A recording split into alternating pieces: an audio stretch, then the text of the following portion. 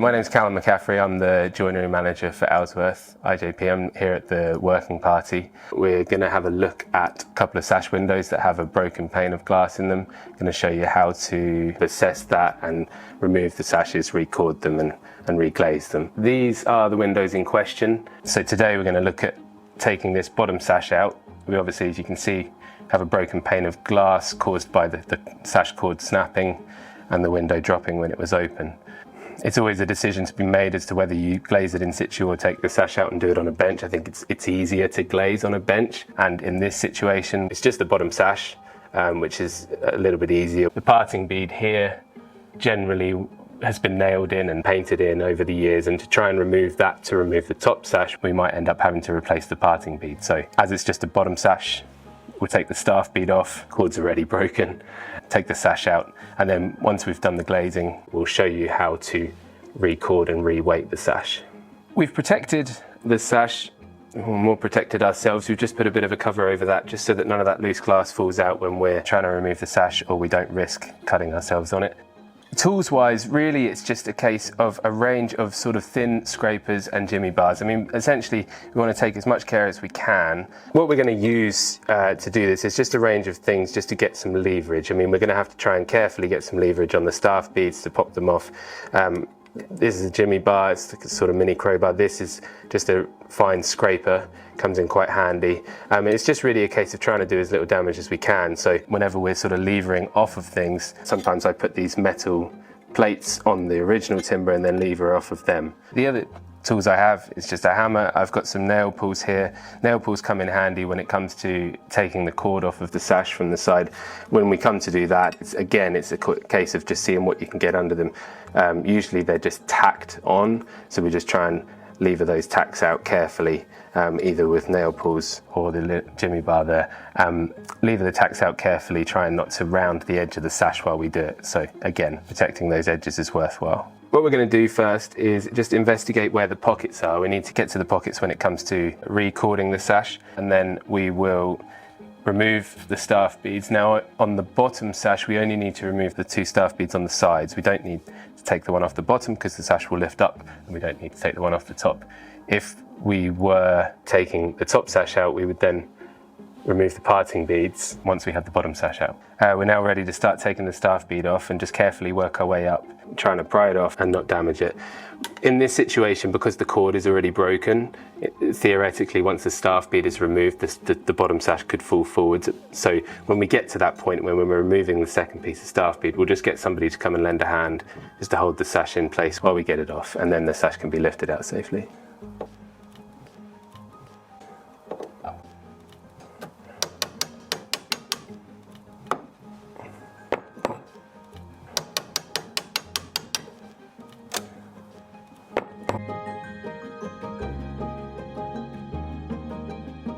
So in order to not make our lives more difficult later when it comes to redecorating, it's quite just having this piece of metal behind the tool when you're starting to pry this staff bead off really helps to make sure we're not rounding this corner here with the pressure.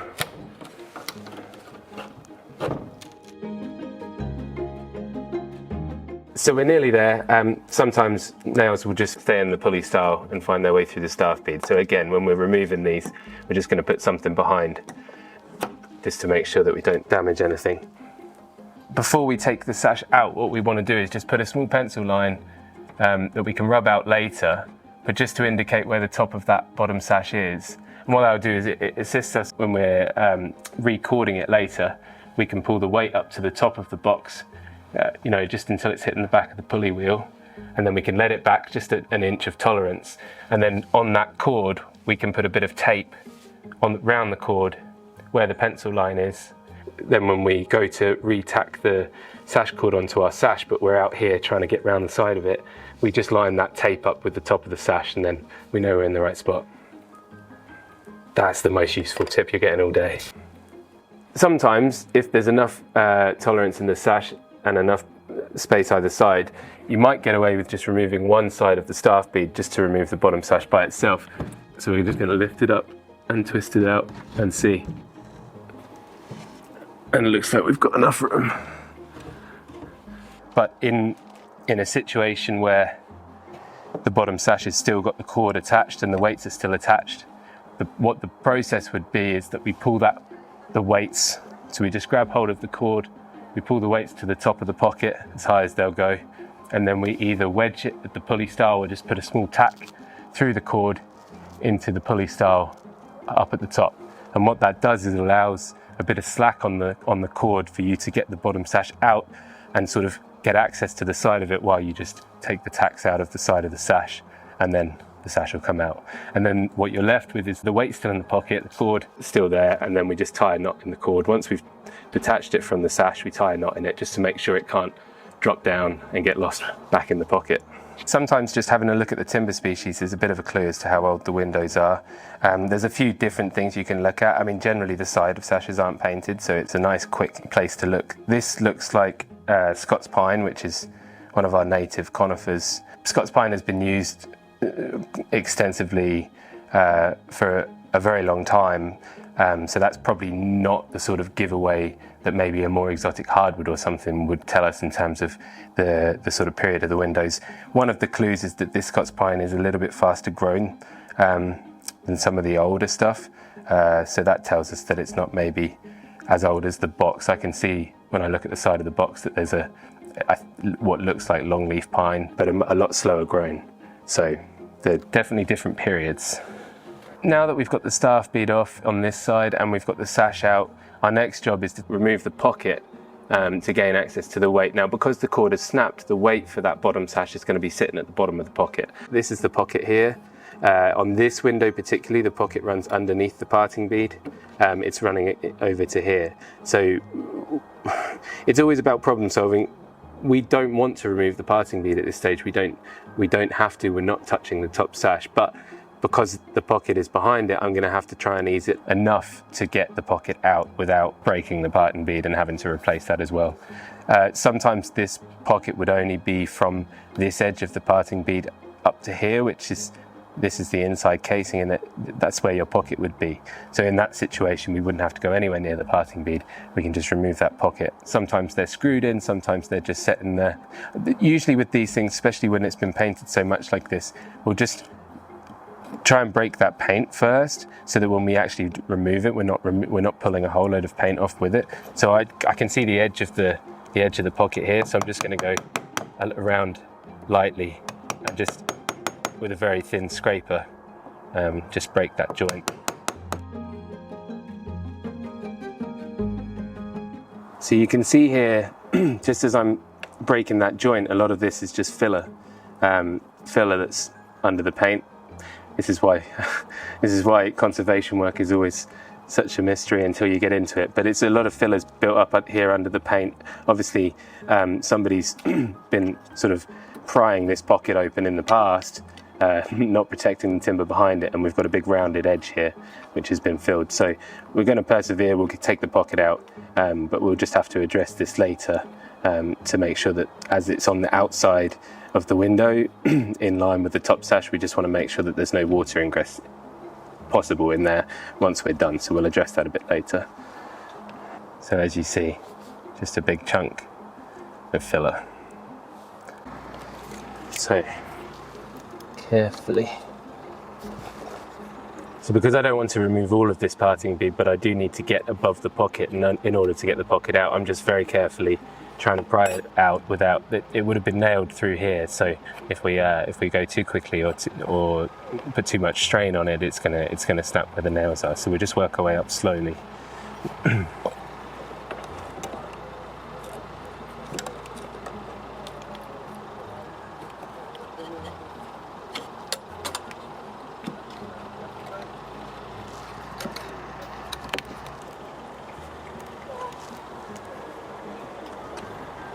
So that's the parting bead out far enough. Now we just got to make sure that we can take the pocket.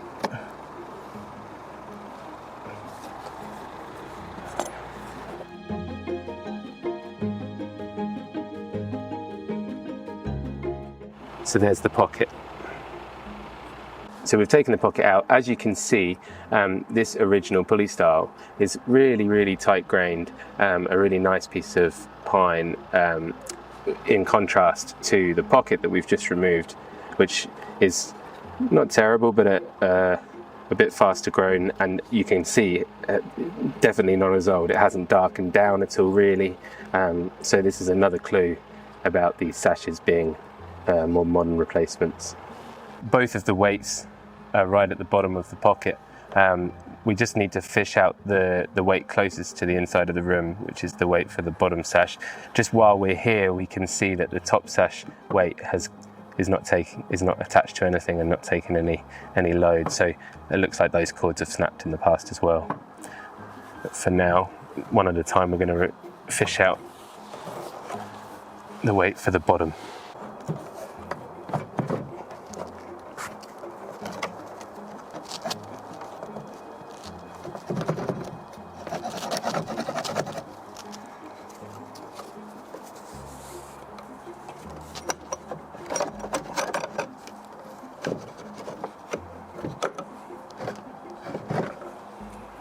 I think, given that we're trying to get the bottom sash working and the top sash is just going to stay shut, and we'll install a small block underneath to hold it up there. When this bottom sash goes up, the weight for the bottom sash is going to come down, and as you can see, that weight for the top sash being in there and being loose is just going to give it something to foul on, so we'll take that out. The weights that we've just taken out, I mean, we know that these weights are the correct weight because we can see this window was working before the cord snapped. It was working and it was being held in the right position. But just as a sort of clue to how we would ordinarily do it if we were going to either replace the weights or adjust the weights and they weren't weighted properly, we would weigh the sash with all the glazing and everything, and then that number gets split in half, and you put half of that weight on one side and half on the other. Now, a little tip for making sure that those windows stay in the right position: the bottom sash, the weight wants to pull the bottom sash up if it's too heavy. So with the bottom sash, I tend to keep it a pound either side underweight, so that it makes sure it seats down onto the sill and you don't get a problem with it sort of hovering just above. And then the opposite for the top sash, so the weight wants to pull the sash up, which means if we just add a pound either side for the top sash, it means the little bit extra weight just makes sure it stays right up at the top of the window. The friction in the pulley style and with all the decoration and everything will mean that when you move them, they will just that small addition. It doesn't actually lift it once you position it, but it holds it in that position a bit more securely. The third thing to do is just cut a rough length of the cord. I mean, basically we have to tie the cord to the weight, and then we have to have access to the other end of the cord to pull it back through over the pulley wheel. So I've cut a rough length. I've left a bit on it. We can trim that off afterwards. So the first thing we're going to do is tie one end to the weight. So we've got that tied with a secure knot. Now we need our mouse. So this is what's called a mouse. It's basically a piece of string with a piece of lead on the end as a weight, but that piece of lead is flexible. So we can create a bit of a shape with it that rolls over the pulley wheel nice and easily, and then it'll fall down into the pocket. We then catch the end of the mouse down here in the pocket. We tie this end to the end of our cord, and then pull it all back through, and that basically feeds our cord back through over the pulley wheel and ready to attach to the sash.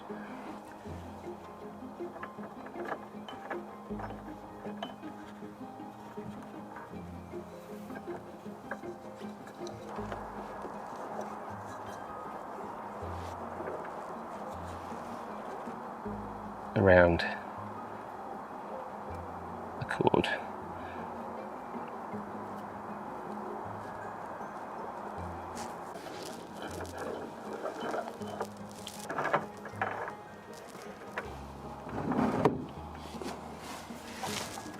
There you go. So now we're just going to take the weight all the way to the top. And then because we never want it to get that close to the pulley wheel, so we just let it back a little bit. And then we're going to put a tack in underneath where the staff bead goes, so that it holds the cord there, so we don't have to worry about holding the weight up. That's the weight in the right position, while the sash is at the bottom in its closed position. There's a mark for the top of the sash, when it's in its closed position. So if we pull the cord tight and put a bit of tape on there where that mark is, that gives us a position for the top of the sash.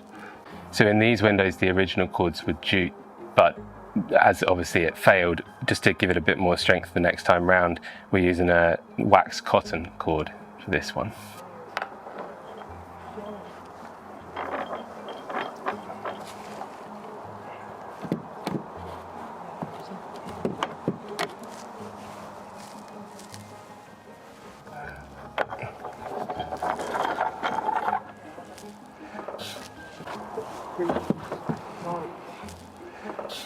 So now that we've got the weights back in there, the cord is attached and the weight is up at the top, we're going to put the pocket back in before we pin the parting bead back in.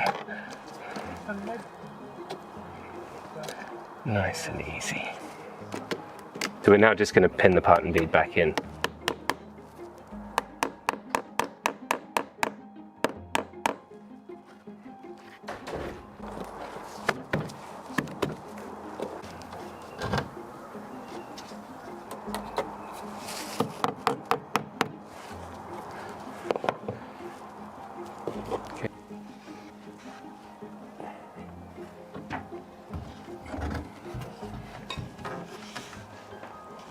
So we're just lining the bottom of the tape up that we put on earlier, line that up with the top of the sash. As we said earlier, we marked it on the style.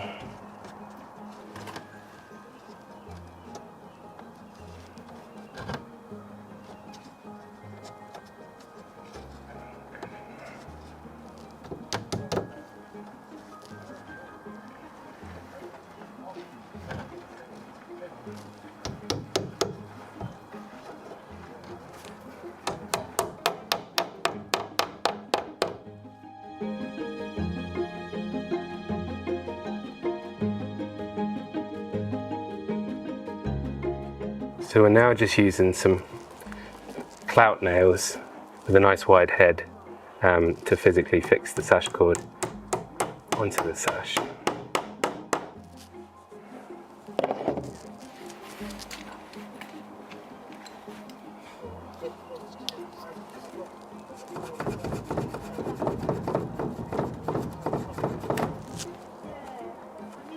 Okay, I'm going to go in behind that staff bead and then drop it down into place.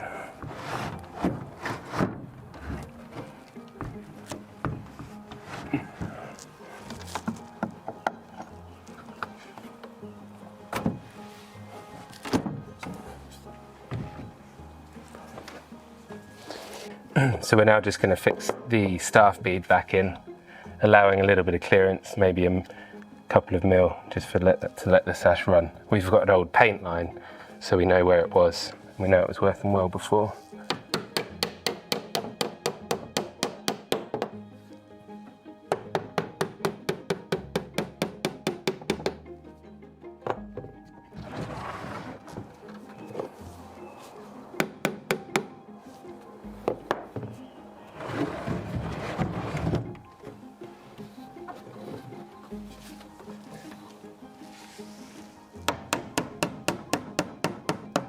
Once you get to the higher fixings for the staff bead, it's good practice just to push the sash up to make sure it's not binding anywhere.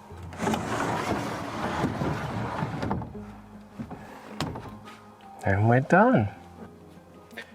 So there we have it. We have a working sash. Stays where it should. And later on, once the putty's cured, we'll come back, decorate the putty, and touch up any bits that might have flaked off while we were removing pieces.